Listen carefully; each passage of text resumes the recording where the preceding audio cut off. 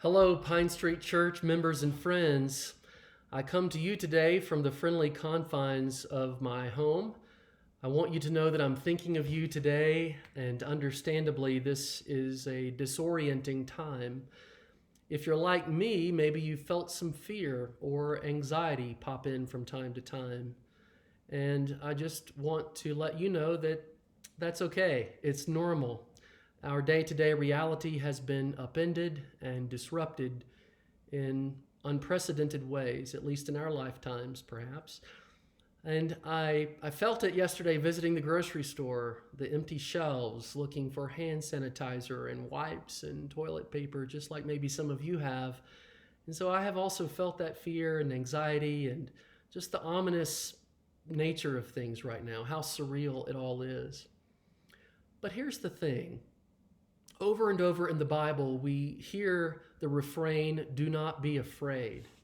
Do not be afraid. And I think of Isaiah 41 and verse 10 today that says, do not fear, for I am with you.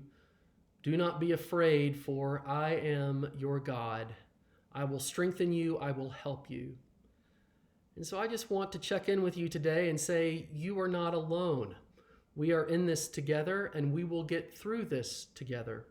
Even in this time of social distancing. I think of it really as physical distancing, not social distancing, as we are connected through the miracle of technology, still connected to one another.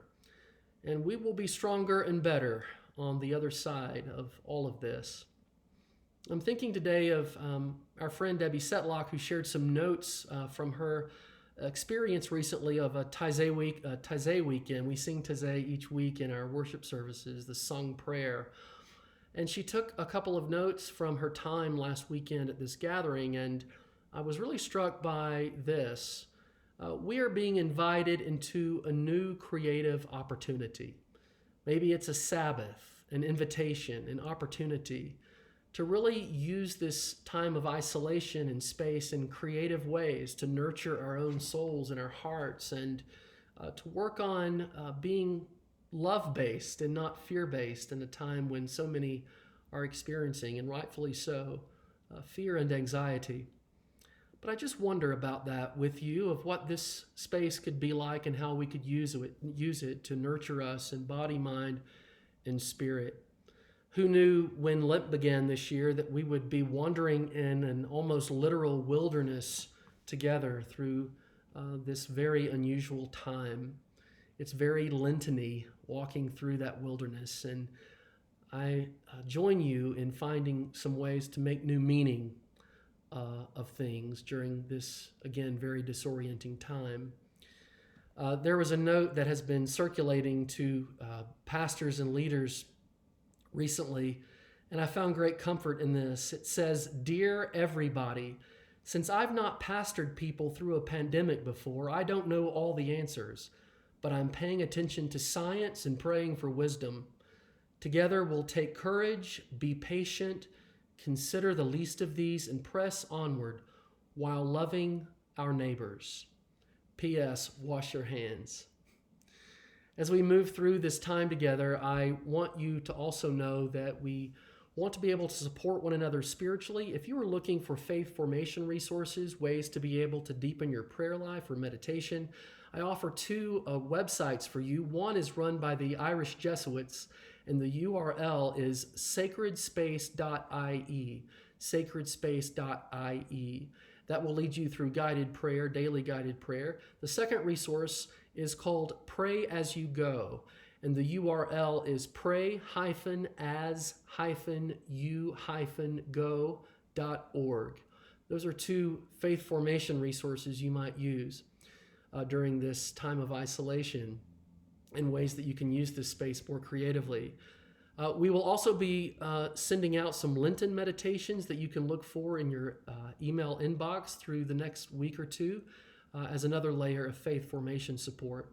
I also want you to know that our nurture team has coordinated a call chain, and so you can expect to hear phone calls from your fellow Pineheads over the next few weeks. We just want to find ways to check in on one another, and so my thanks to our nurture team for coordinating that and helping us stay connected. I also want to thank our church staff for their resourcefulness and creativity in helping bring to you the audio worship podcast that we did on Sunday.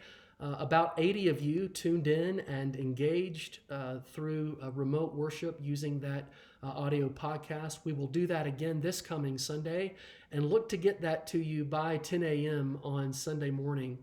Thanks for your patience with us as we are looking to find ways to offer worship resources even while we are apart.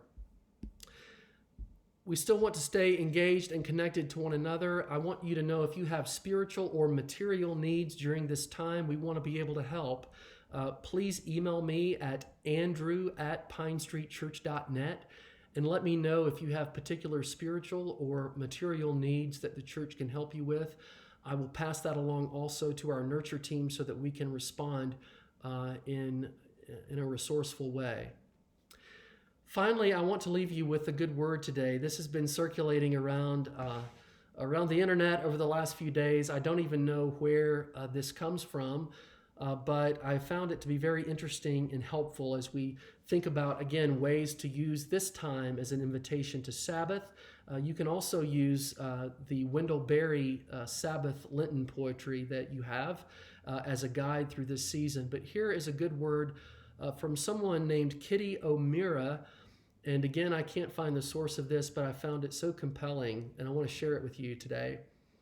It says, "And the people stayed home and read books and listened and rested and exercised and made art and played games and learned new ways of being and were still and listened more deeply. Some meditated, some prayed, some danced, some met their shadows.